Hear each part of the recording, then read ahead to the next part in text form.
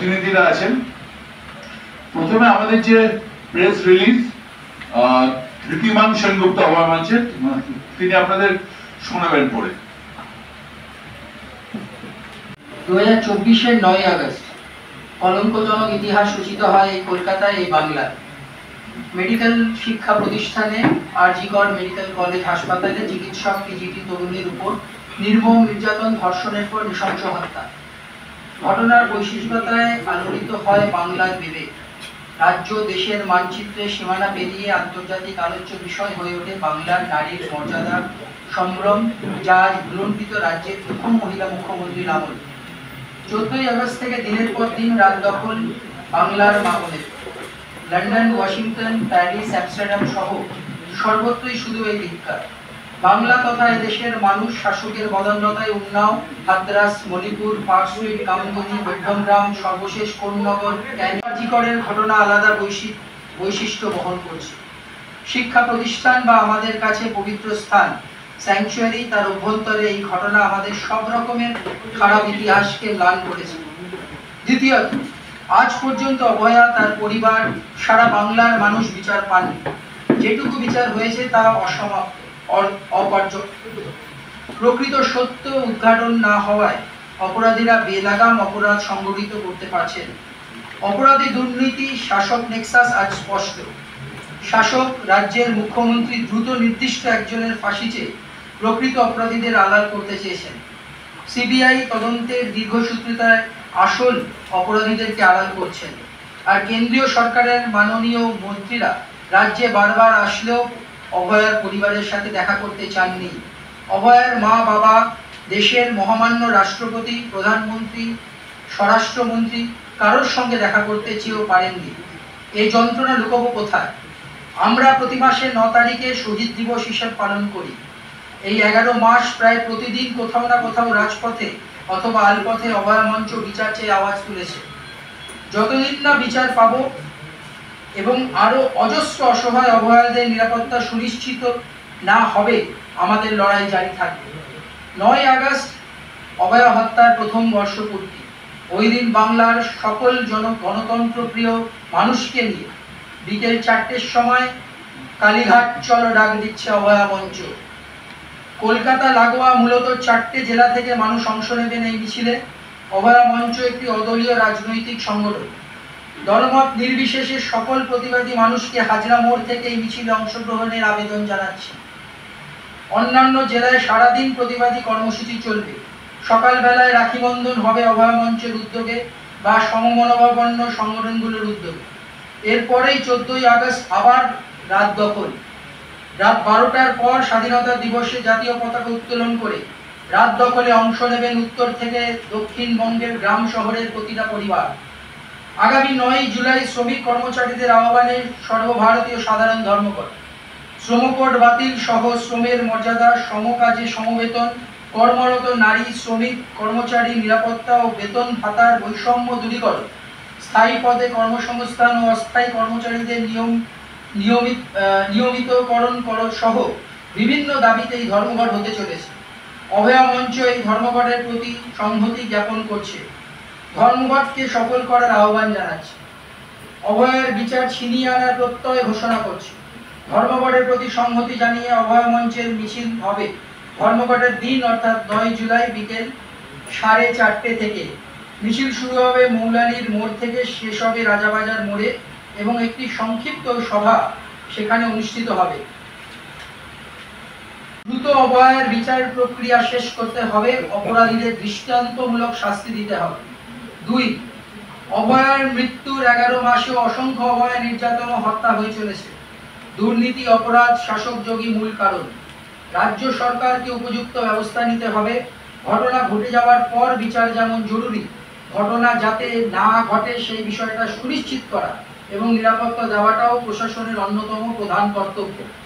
3, রাজ্যের মুখ্যমন্ত্রী ও তৎকালীন পুলিশ কমিশনারকে তদন্তের আওতায় আনতে হবে। তাদের সারা রাত কোনালাপ প্রকাশ্যে আনতে হবে।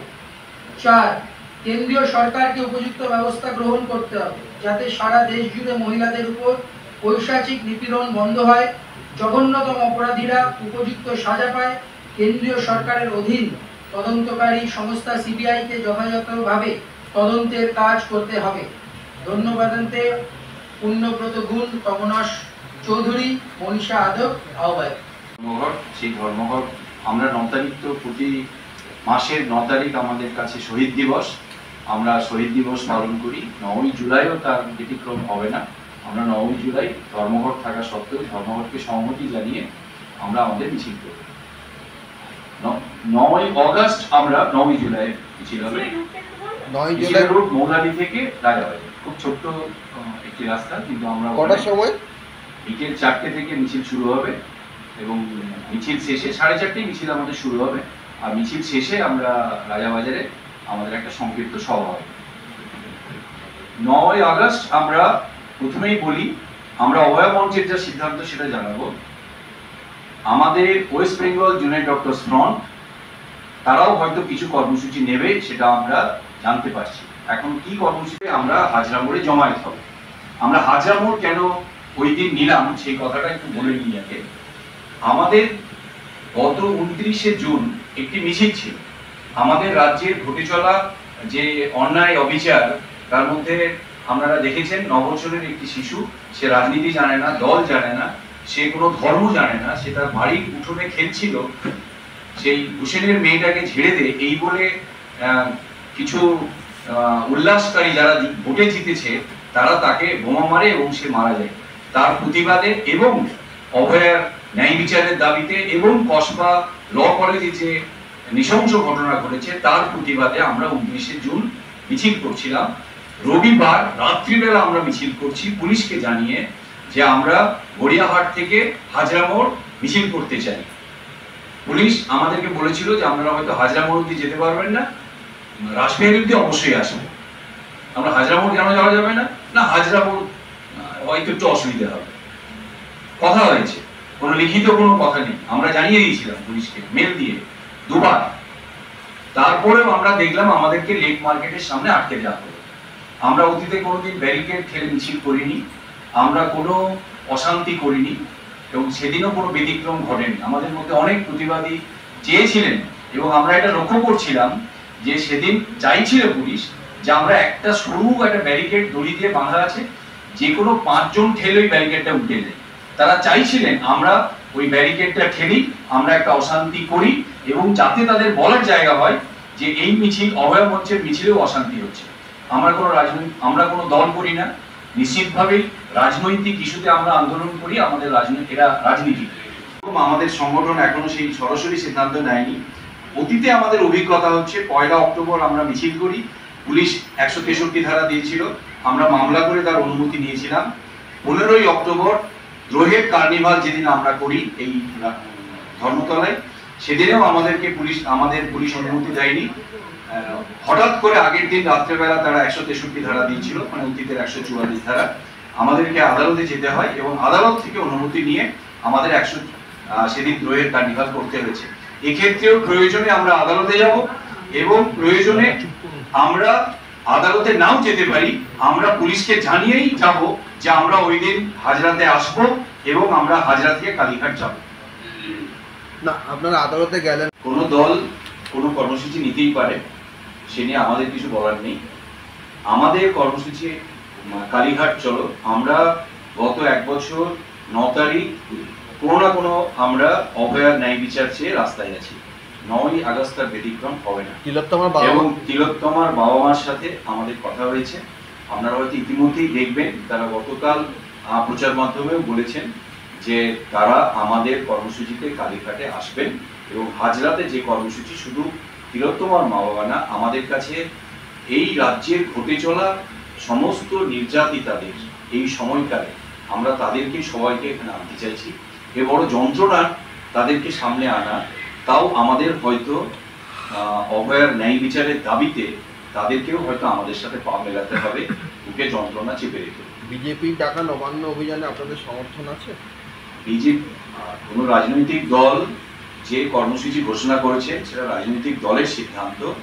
আমরা আমাদের কর্মসূচিতে সারা রাজ্যের গণতন্ত্রপ্রিয় মানুষ যারা মনে করেন তার বাড়ির মেয়েকে তার সুরক্ষিত জায়গায় কর্মক্ষেত্রে নৃশংসভাবে হত্যা করা হয়েছে, যারা 1 বছর ধরে বিভিন্ন সময়ে 14ই আগস্ট, 5ই সেপ্টেম্বর কিংবা 15ই অক্টোবর কি 1 অক্টোবর বিভিন্ন সময়ে যে প্রতিবাদ করেছেন, এমনকি গত 29শে জুনও যে প্রতিবাদ করেছেন, রাজ্যের সমস্ত গণতন্ত্র প্রিয় প্রতিবাদী মানুষ যারা মনে করেন আমাদের রাজ্যের একটি অরাজকতা চলছে, তাদেরকে আবেদন করব কালীঘাট চলো এই কর্মসূচিতে আমাদের সামনে আসতে। একটা নবান্ন অভিযান যাচ্ছে, এটা হাস্যকর বলেই তো মনে হয়। আমরা না, জানেন ভালো করে। একটা জিনিস আমাদের মনে হয় খুব পরিষ্কার থাকা উচিত, এবং আমরা সেটা একদম অভয় মঞ্চের সিদ্ধান্ত হিসেবেই বলি। 2-3টে প্রশ্ন আমাদের সামনে আছে। অভয়ার মা বাবা তাদের যন্ত্রণা কমাবার, তার মেয়ের, একমাত্র মেয়ের, মেধাবী মেয়ের সুবিচার চেয়ে তারা যেখানে যাবেন আমরা তাদের সাথে আছি, এক।